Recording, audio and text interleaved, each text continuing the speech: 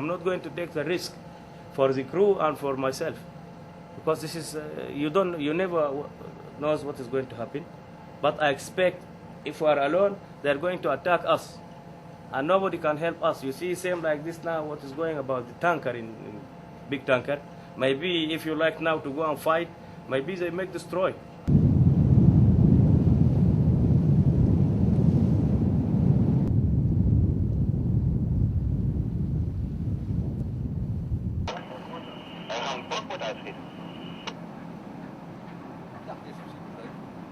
They're not going to come calm.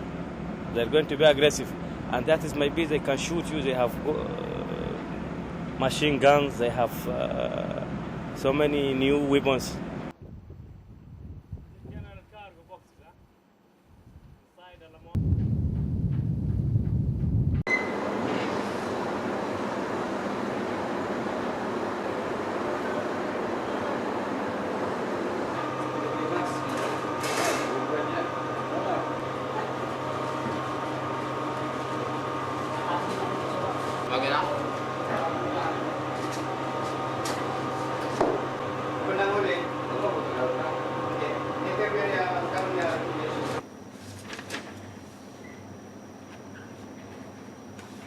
Okay naman.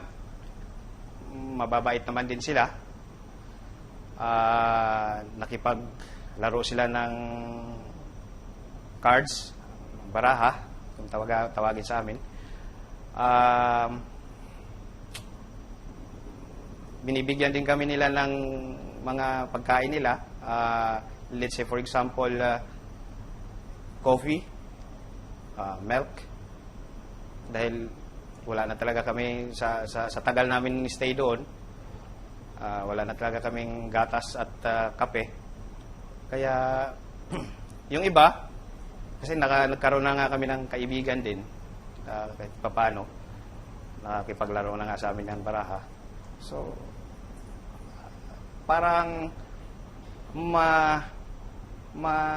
hindi naman talagang okay lang naman din, okay lang ang trato nila sa amin.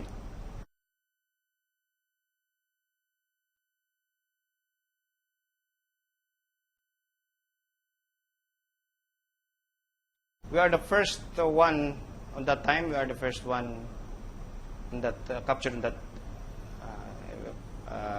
has that place, and after 4 days, another ship come, Captain Stefanos, and a week later, another ship. This is Pahina.